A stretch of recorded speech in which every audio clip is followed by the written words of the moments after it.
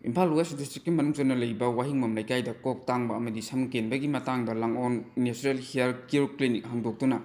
mai pakna miyo kaya bu laying chatharibi Natural Hair Growth Specialist ningomam Langon chanuga mami TV ni wa ki staff reporter oibetana tana ipak group ki founder su oiba Saidur Maibamga akana na unan ruba ki pawdam ama yeng taminase hair specialist amoina mayana thidona mas khangnariba specialist asiga akana na unaraga ai specialist asi mai kai digi lamdam sigi miam da biba ongjilam mining taminase sangi problem leiba miyoi sing lapiu aigi inakta any problem kok ta leiba samgen ba lupau thang ba mayam do lapiu mayam thoi ha chang yauna aina la yeng jage samgen wali aina huji leijari basi waheng lekai ki baigo hotel manak ta leiba Langon Natural Hair Care Clinic haiba huji samgen ba kok tang bagi matang da yan sauna miyam ne thidoi to sakhang naiba ningomom Langon Elais Sanitaga akana na unabagi program amane masigi damak mami TV amadi ipak TV news na ujarak liba thoram masibo miyam miyang tabiyo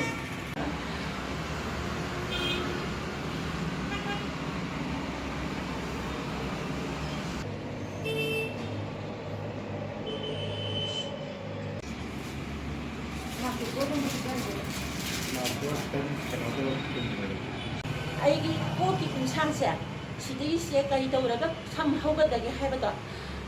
adui to khangda dana sanji haudri baneba ado hauram daba any koki problem khudima haibati laina tinna oiro amo oiro skin phataba oiro loina ma ai hana massage tawraga sam hauhan na bagi lambi do ai hana pidaga sam hauhan jara baneba masini ina tawjari base Masih ditesan khabani na mayu sisi ngoi ai layai sang asida mayam na sel isang sangdana matam suyan na sangdana mayam ayamba haibadi laiba ayamba singdo loina ma samji hau khare adudina mayam chulak piyu thamoi seng layai jabani launa namtha amata yaujade masini aina ngasi phawbada 2014 dagi ngasi phawbada liaptana layai char is adami bisna somalai sisi makhala kadune aduna sodaga makhun sulai leiramdaba oitaragasu mayamna phai na sum tawdira ju dai contact tawjaraga ju try tawjabne do ahan ba sum tawbida dum kitandi improve lai dum ahan stage da dum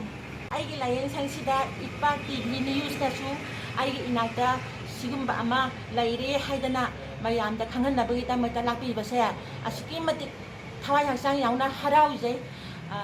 aduna kano matam punamakta sakhatpa aphabo oibiyu mayangi seba tawbu oibiyu ama khawla nakhe adu aina ipak TV na atom taran okchari